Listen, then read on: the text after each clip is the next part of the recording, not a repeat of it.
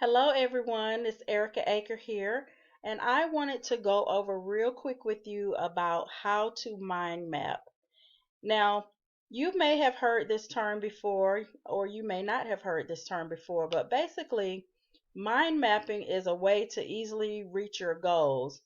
And what it is basically it's a written map or form to help you pinpoint your ideas visually and create a map surrounding those ideas or identify small doable goals that can be reached to help you get to the bigger or main goal.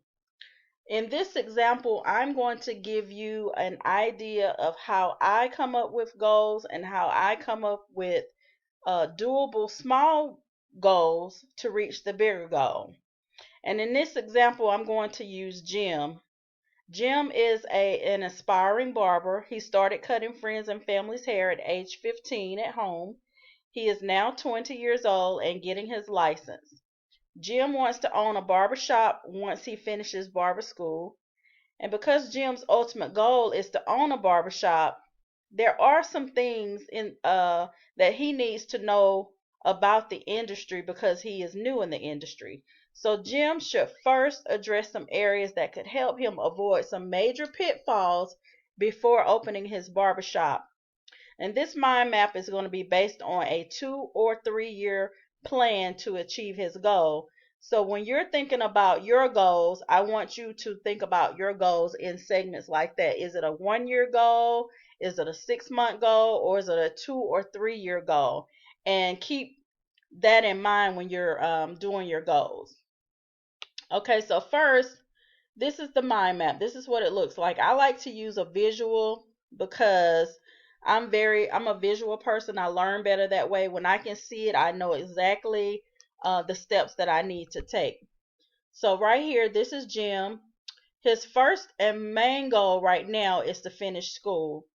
This is the barbershop that he wants to own, but he knows that he needs to finish school first. And before he should just jump out and open a barbershop once he finishes barbering school, there are 10 goals that I have written down to help him reach the bigger goal of the barbershop in the process of him getting to that bigger goal.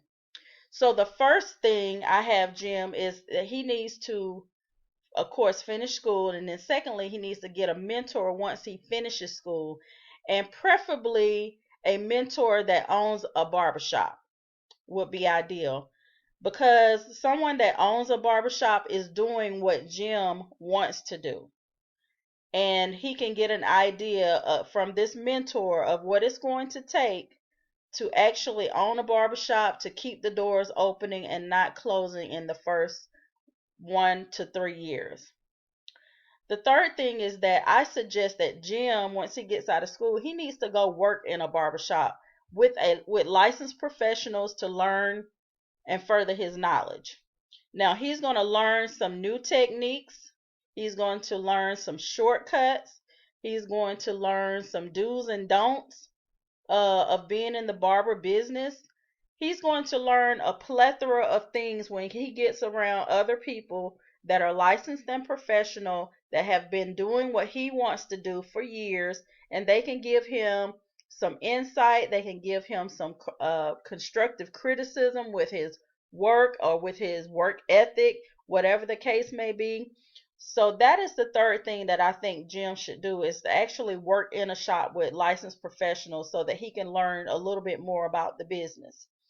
Fourth, I think Jim should attend continuing education classes.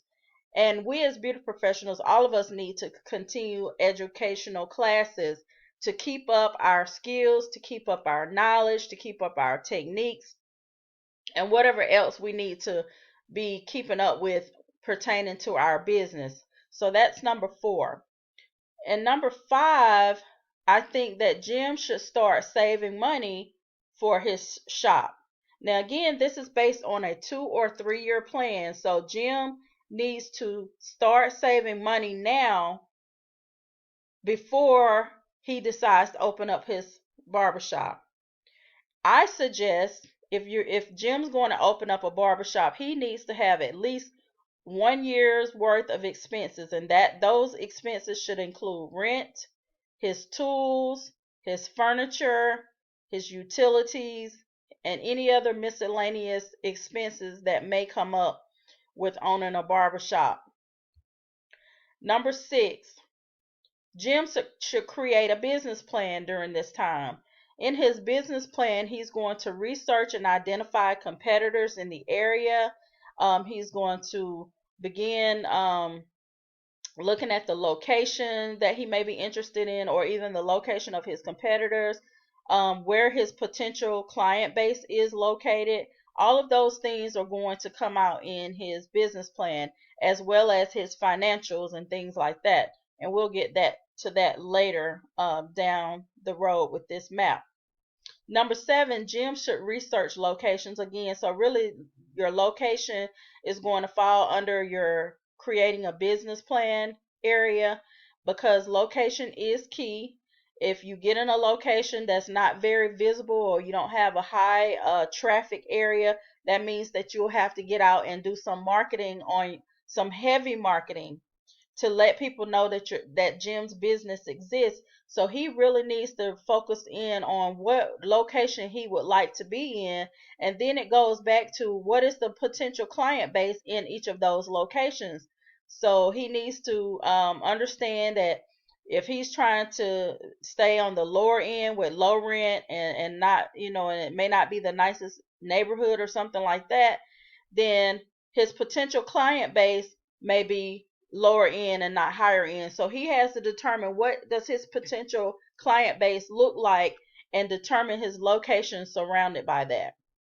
Number 8, he should also have an outline of an expense list for his barber business.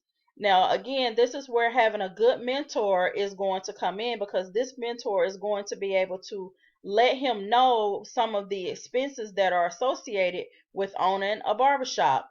And if he has an outline of that expense list, then he can get an idea, going back over here, to how much money he needs to have saved for his tools, his furniture, his utilities, miscellaneous, plus his rent. Okay. Number 9, I would suggest that Jim do his research protocol for opening a barber business.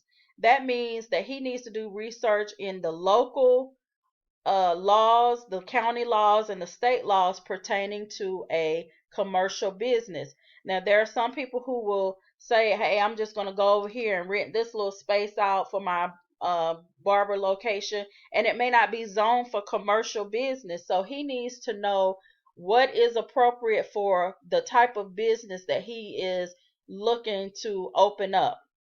So that's where his researching the protocol from the local and state and county representatives can let him know that.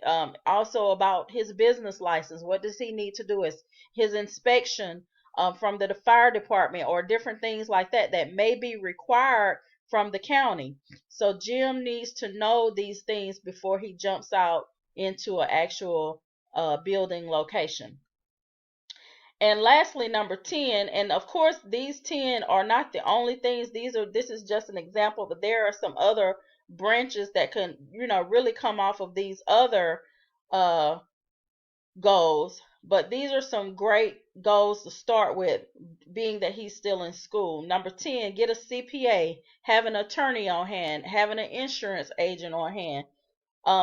You definitely he definitely wants to have his financials in order, so that he doesn't get in tax trouble with the IRS. He also needs to have a attorney on retainer, or have some type of attorney available in case somebody decides they want to sue him, or he needs to sue somebody, or get some legal advice. He wants to have an attorney already in his Rolodex that he can call on for that type of situation. Also, with an insurance agent, he wants to make sure that he is fully insured when it comes to his business, his belongings inside of his business. If he has other people working in the business, making sure that they are insured properly. Different things like that Jim needs to look into and do his research on before he actually jumps out there to open up his barbershop. So as you can see, mind mapping will have you to expand your mind and your ideas on the big goal that you may have. There, you should plan for any type of obstacles or interferences that may come up, and with mind mapping, that is going to help address some of those issues. It may not address every single thing, but it's definitely a great start. Okay, I hope you guys enjoyed this training, and if you did, shoot me an email. I promise I do read each and every email that you all send me, and I do try to respond. If you don't get a response back from me, make sure you check your spam and junk box if you haven't received any emails. Sometimes my emails may land in the spam or junk box, and that's just how it is dealing with internet mail. So just keep that in mind. And again, shoot me your ideas, shoot me your questions or your comments. I'm always open to hear those things, and I look forward to continuing to train with some type of video form. And this is Erica Aker, and I will talk with you guys again soon. Thanks.